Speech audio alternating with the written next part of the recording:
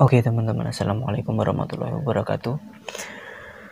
Pada waktu kali ini saya akan menceritakan sebuah cerita horor di hotel. Cerita ini adalah cerita yang sangat menyeramkan. Karena cerita ini dialami oleh seorang wanita karir yang berada di salah satu hotel yang bernuansa Belanda yang sangat mengerikan. Kalian bisa bayangkan, seorang wanita tinggal sendiri dan terjadi kejanggalan-kejanggalan yang aneh. Dihantui oleh seorang anak kecil yang terbunuh di hotel itu. Untuk mempersingkat cerita, saya akan menceritakan kisahnya. Malam ini aku bermalam di hotel dekat dengan kerjaanku. Aku memilih hotel ini agar lebih menghemat untuk sampai lebih cepat ke tempat kerjaku, supaya tidak membuang-buang waktu dan tidak membuang-buang biaya. Aku berumur 23 tahun. Aku sudah 4 tahun mandiri. Ayah dan ibuku sudah meninggal sejak aku masih duduk di bangku SMP. Oh iya, di hotel ini aku baru 1 bulan, karena sebelumnya aku tinggal di kos jauh dari kantor. Karena biaya yang cukup mahal bagiku, akhirnya aku memilih tinggal di hotel dekat dengan kantorku. Kalian jangan beranggapan hotel yang kutempati ini mahal ya. Hotel ini cukup murah dan terjangkau bagi wanita karir sepertiku. Di hotel ini tempatnya mungkin masih ada bercak-bercak sejarah Belanda seperti itu. Dari lukisan maupun lantai hotelnya lantai hotel ini hanya berdiri 5 lantai dan aku tinggal di lantai 4. Mungkin kalian heran jika mendengar lantai 4 dari sebuah gedung ini. Tapi ini memang ada. Bagiku hotel ini cukup seram dan fasilitasnya yang bertema Belanda. Suasana yang hening, dingin, dan lembab membuat hotel ini semakin menyeramkan dari beberapa hotel lainnya. Suasana saat malam pun jarang penghuni hotel lalu lalang karena lift ditutup pada jam 10 malam. Karena itu penghuni berlalu lalang hanya sampai jam 9 lewat saja. Di kamarku ini cukup luas, dengan 1 ruang tamu, 1 dapur, 1 kamar tidur, dan 1 kamar mandi. Lumayan untuk wanita karir sepertiku yang tinggal seorang diri. Akan tetapi, jikalau malam sangatlah sunyi dan hanya terdengar suara angin dari luar yang masuk lewat jendela yang sering aku buka pada malam hari.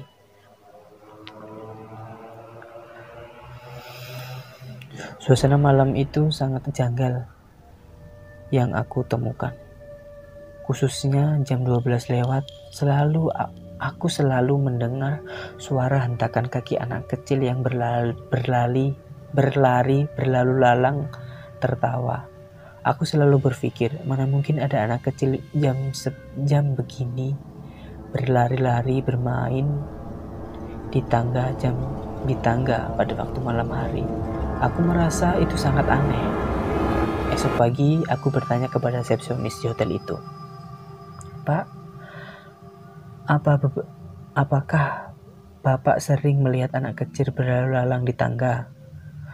Karena gak mungkin anak kecil berani naik dan turun tangga saat jam malam seperti itu," tanyaku kepada Pak resepsionis. Lalu Bapak itu menjawab, "Maaf Non, saat jam terakhir Non masuk itu sudah tidak ada orang yang berlalu lalang lagi di hotel ini."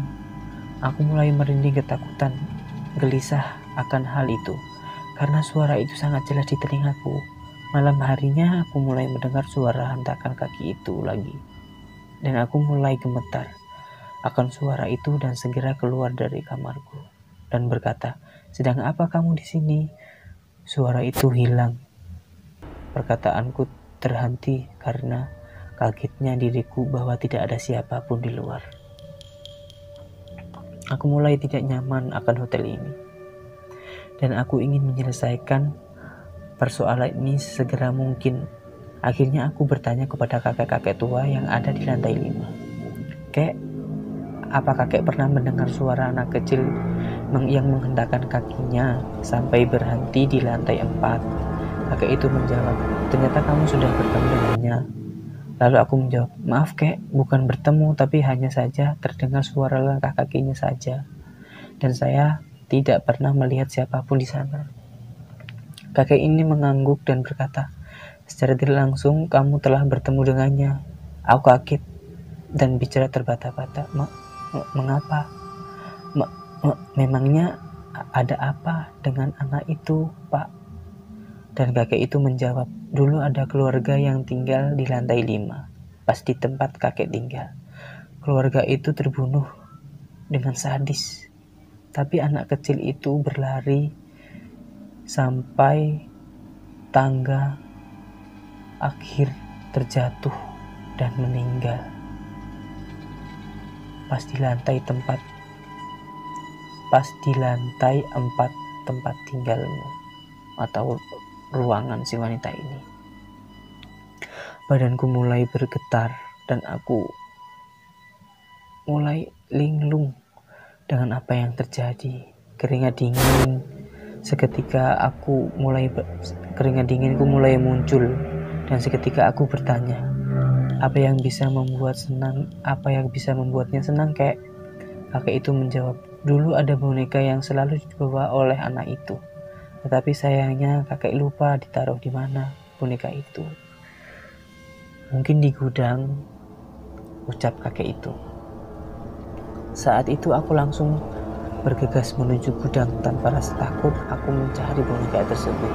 Ternyata boneka itu berada di sebuah koper di mana diletakkan di atas lemari boneka. Boneka itu sungguh lucu. Boneka itu berwarna putih dan memegang tanda love di dadanya. Boneka itu akan tetapi kelucuan boneka itu hilang dengan adanya noda darah yang melekat pada boneka tersebut dan menjadikan boneka ini menjadi menyeramkan. Malam pun tiba dan suara itu terdengar meski lebih keras dari sebelumnya.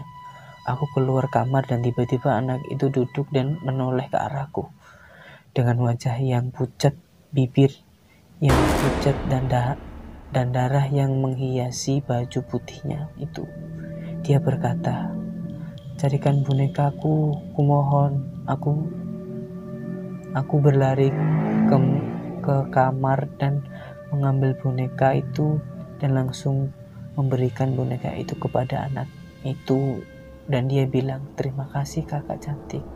Akhirnya aku bisa tenang tinggal di hotel ini dan tidak ada kejadian seperti ini lagi.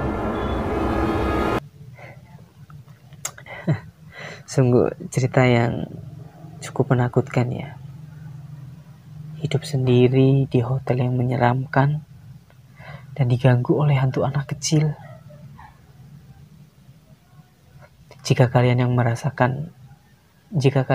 yang menjadi wanita di dalam cerita ini, kalian bisa komen di bawah. Komen apa yang akan kalian lakukan dan perasaannya bagaimana. Oke, mungkin ini saja yang bisa saya sampaikan ceritanya dan masih banyak cerita horor lainnya. Saya akhiri. Assalamualaikum warahmatullahi wabarakatuh.